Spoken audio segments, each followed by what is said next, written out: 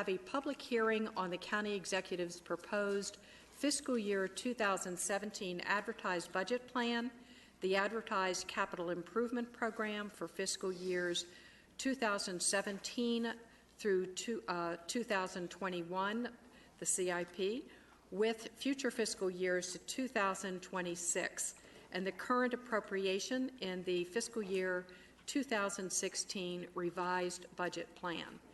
And the first item on our agenda is to hear from members of the school board, and I would invite Chairman of the Fairfax County Schools, Pat Hynes, to join us at the podium. Welcome. And she's joined by Dr. Karen Garza, and I see a number of members of this school board. Not sure if it's unanimous, but Chairman Hynes, I'll let you introduce your colleagues. Okay, thank you very much. I hope those chairs are comfortable. You've already been at it for a while, right?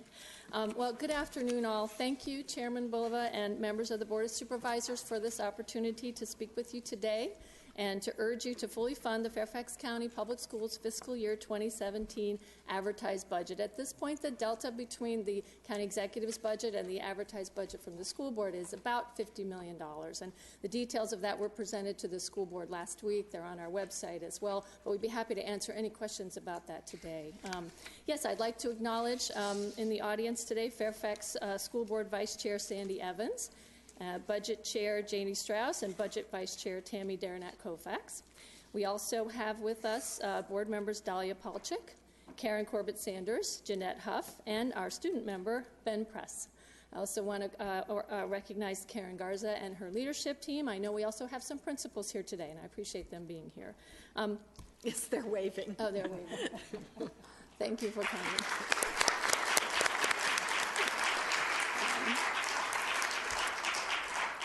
As I reflected on my marks for today, I recognize that one of our challenges, maybe our greatest challenge, in talking about the school system's budget is striking the right balance between the good news about this outstanding school system and the very real budget challenges that we face. Fairfax County Public Schools has an international reputation for excellence for a lot of good reasons. There are great things happening every day in every classroom. We have excellent students, teachers, and leaders here, and we all know that. We have unique programs that draw families here.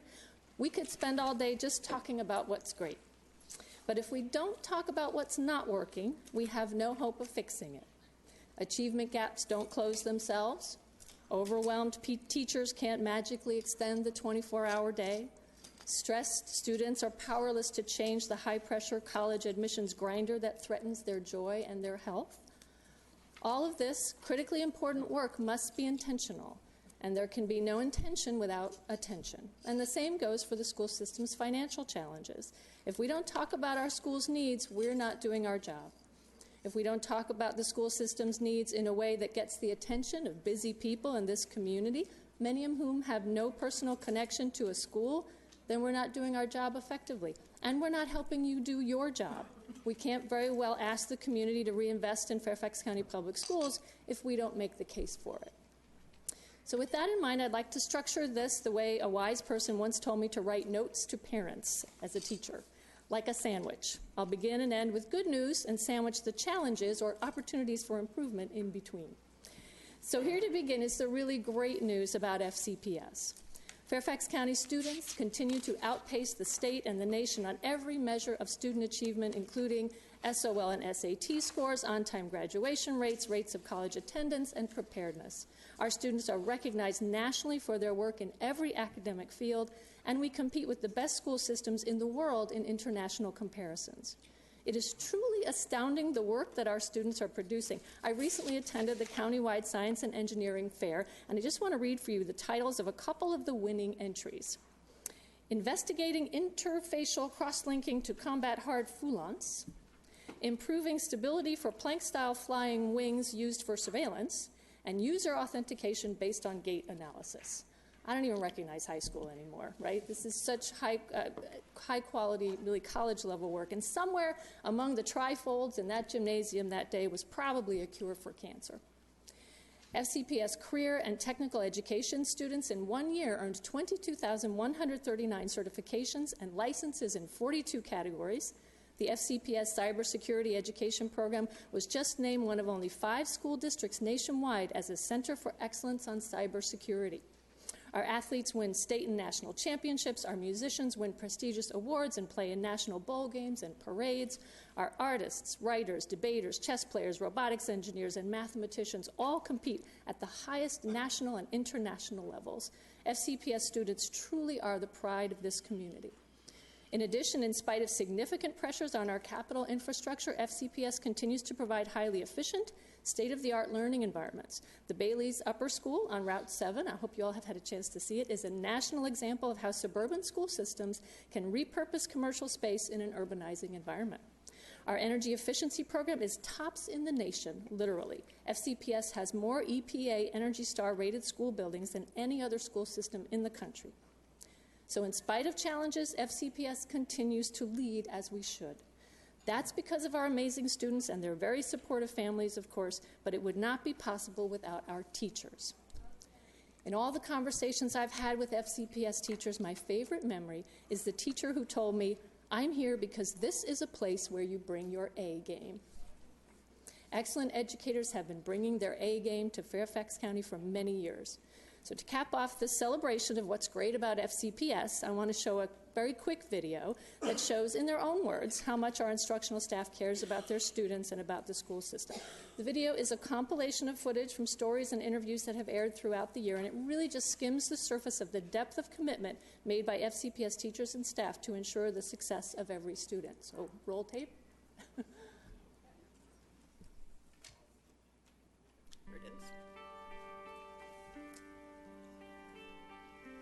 Every morning I start the morning announcements, and I always tell my students that they are loved. We truly are diverse. We have kids from so many different countries, backgrounds, religious backgrounds, really every sense of that word diverse. The culture here at Fairfax High School can be put together with the phrase of "we are family." What we have to offer here, as has been in the past, is quality education, preschool, K through 12 and beyond. In general, the teacher's value is it's hard to put a number on it. To accomplish my dreams and graduate from high school, they made me feel like I'm at home. I got a great staff, I got great parents, great community members. And I do see it as a privilege to work for these folks, every day. I can tell you there's no better job than being principal of a high school. I am blessed every single day to come to a building with supportive teachers, supportive parents, and super enthusiastic students. It's really our calling. I really look at it as a calling, to be honest with you. It makes me really proud that this becomes a family and always focusing on what is best for kids.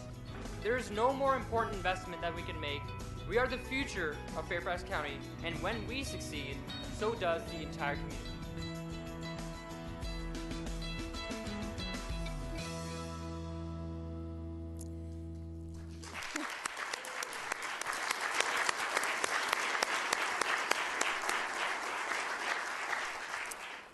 Our teachers, administrators, and students are so inspiring. We know that. But today, we are here also to talk about the challenges, the decisions that must be made to ensure that we don't take this great school system for granted. I've mentioned achievement gaps, teacher workload, and student stress. I think those 3 topics cover the gamut of what keeps educators and policymakers awake at night. If you look at the FCPS strategic plan, you can see that the intentional work of the school system is focused on those challenges. We'd be happy to share updates on that work with any or all of you. I want to thank Supervisor Hudgens in particular for taking the time to meet with FCPS leaders and me about Project Momentum, an intensive research-based approach to closing achievement gaps that is showing promising results after just 1 year. We're here today specifically to talk mostly about opportunities for improvement in the school system's budget outlook.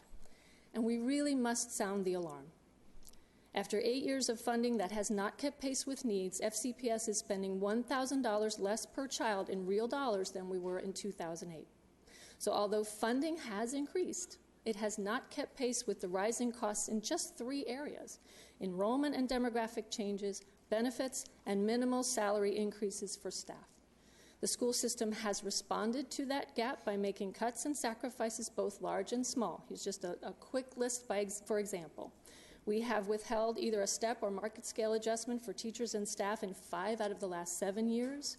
We reduced departments by 241 positions and cut other central office support for total savings of $62.5 million.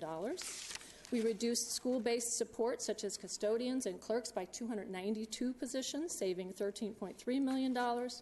And we have cut a wide range of programs, such as planetariums, guidance, career services, and others, activities like winter cheer, cutting 599 positions, saving $70 million there. Some of the cuts made since the 2008 recession have probably been good for the school system. Being efficient and effective stewards of taxpayer dollars is important to the school board. In fact, about $10 million in reductions were made in response to a comprehensive independent efficiency study done in 2013 by Gibson Consulting. And we avoided more than $4.5 million in costs through energy-saving improvements. But after 8 years, the lost ground in teacher pay and increases in class size have taken their toll. No school system can sustain 8 consecutive years of underfunding without damaging consequences. This school year began with 200 teacher vacancies, an historic challenge for our schools. Veteran principals will tell you they have never had so much trouble hiring qualified teachers. Elementary class sizes have ballooned to over 30 in many of our schools in spite of targeted efforts to reduce the largest classes. Middle and high school class size increases have created core classes of over 30 students and reduced electives. Any teacher will tell you a class of more than 30 students is far from ideal. That it is becoming the norm in Fairfax County shocks many new parents who struggle to reconcile our world-class reputation with the reality they see of overcrowded classes in overcrowded buildings. The FY 2017 advertised budget, the school board's proposed budget, proposes no more cuts because there are no cuts left that would not fundamentally change this school system for the worse. In fact, when we asked the community to help us determine where to cut next, the overwhelming feedback from the many who spent hundreds of hours studying the challenge was there are no more cuts we should make. The superintendent's budget task force developed a list of $50 to $75 million in potential reductions, but that list includes many excellent academic and extracurricular programs that make us who we are. The school board is often accused of crying wolf when it comes to threatening student programs, but that's not fair. In truth, this is the first time in 6 years that we have raised specific program cuts in public conversation. We saw the writing on the wall last spring and realized we had to start that conversation with the community. I cannot vote for a cut to a program without knowing that the community has been involved in that conversation. We've done everything we could to protect programs, and that has come at the expense of teacher pay and class size. It is time to turn the corner. The FY 2017 advertised budget starts us on the road to recovery with 2 important initiatives. $10 million to cap elementary classes at 30 students, hardly a lofty goal, and $40 million as an initial investment to move FCPS teacher salary scales closer to market average. Now, we're often asked for data to prove that we are losing or not attracting great teachers because of our increasingly uncompetitive salary scale. Well, we do have some data. Exit surveys tell us that after personal reasons, pay is the #1 reason that teachers leave FCPS. In addition, this year the school system surveyed principals, and the results are sobering. 131 principals responded that in the last 2 years, 316 teachers have left for surrounding districts, and 417 qualified job applicants were lost to surrounding districts. Dozens of principals submitted comments as well. While there is variety in the comments about why they've lost or had trouble hiring good teachers, the overwhelming theme is uncompetitive pay. Of 88 principals who submitted comments, 55 cited pay as the reason. I'm going to just read a few quotes. We had pages and pages of them, but I've limited just to a few. And these are quotes from principals. I lost my reading teacher to Alexandria Public Schools. She makes $17,000 more per year. FCPS spent 6 years of professional development to create this wonderful teacher, and now she's gone. Another principal, I had a candidate this summer who was incredibly excited to come to my school. She also had an interview in Arlington. She was a teacher with 10 years of experience. After both interviews, she said that she would rather be here, but she could not ignore the $16,000 increase she would get to teach the same grade in Arlington. She signed with Arlington. Another, we were unable to convince a dynamic teacher to take a position at our school this summer because she was offered a job in a surrounding district that would pay her $15,000 more per year and provide the full funding for her to complete her master's degree. This is something FCPS used to do. We used to help teachers get their master's degrees and become national board certified teachers. Any high world-class school system should be doing that, and we're not doing it anymore. We had another quote, we had 2 amazing ESOL teachers, a critical need in our changing district, who moved to another district because they would immediately get a $10,000 raise based on their experience. Both teachers struggled with the decision. It is difficult to replace the institutional knowledge and the relationships these teachers have built. Just 4 more quotes. With our county salaries not really all that competitive with surrounding counties, a teacher living in Stafford County was no longer interested in fighting the traffic to commute to FCPS and took the slight pay cut to teach closer to home where her family can afford to live. Affordability is another issue for our teachers. This outstanding teacher, another quote, this outstanding teacher was very transparent when explaining that as much as she loved it at our school, she needed to earn much more money in Alexandria in order to help pay off massive college loans. Most of our teachers are at the early part of their career. They have significant college loans that they need to pay off. Just 2 more quotes. I hope we are not becoming a training ground for other districts. We hear this over and over again. And finally, we presently have 2 highly experienced teachers, 8 to 10 years, who work for us now, who are actively looking at surrounding counties and will make this move depending on the outcome of the new budget. So that's what we're up to today. The good news is that thanks to Dr. Garza's leadership, we are ready to act on compensation. And I have a PowerPoint slide that if we could put that up now, that shows you that. So the $40 million that the school board has put in the advertised budget for a teacher salary scale adjustment will make a down payment on recovering our market position for teachers. As I hope you can see from the slide above me, the school board has directed Superintendent Garza to focus this first year of investment on those parts of our salary scale that our compensation study tells us are furthest from the market average. The entire $40 million investment only gets us roughly halfway to the market average, as you can see, but it is a critical first step.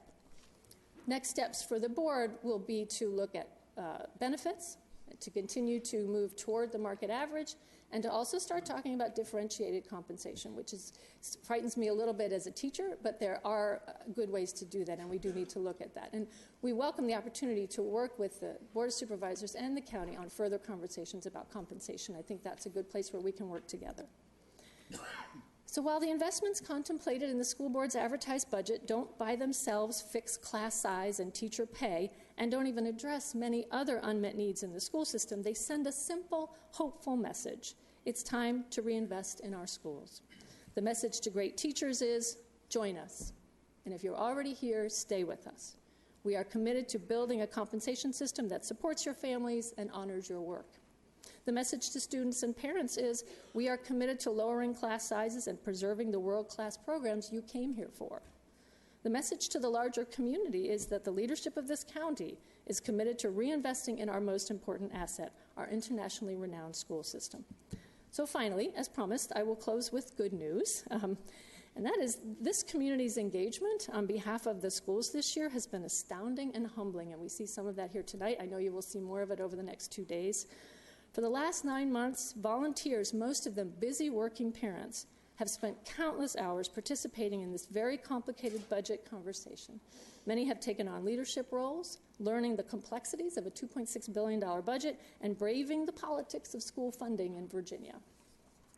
As a result of these grassroots leaders' efforts, thousands of community members have made their voices heard in emails, public testimony, well-organized and attended rallies, budget town halls across the county, budget advisory committees, and individual meetings with public officials. I know many of you have honored requests for meetings, and I think all school board members have. So we've all heard them, and now it's time to act and to lead.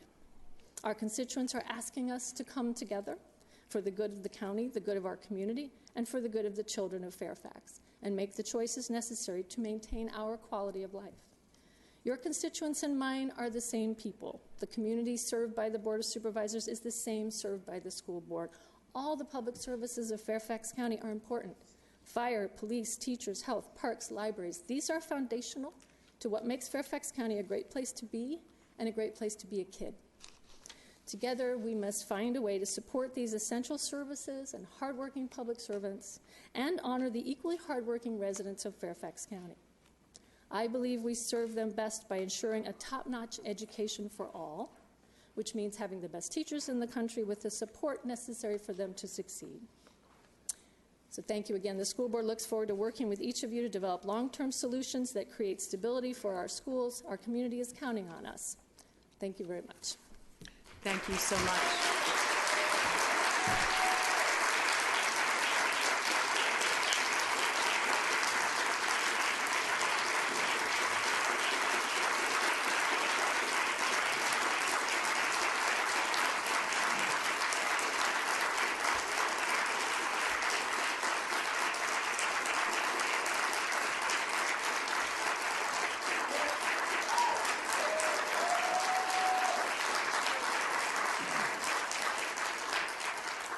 Thank you so much, Chairman Pat Hynes.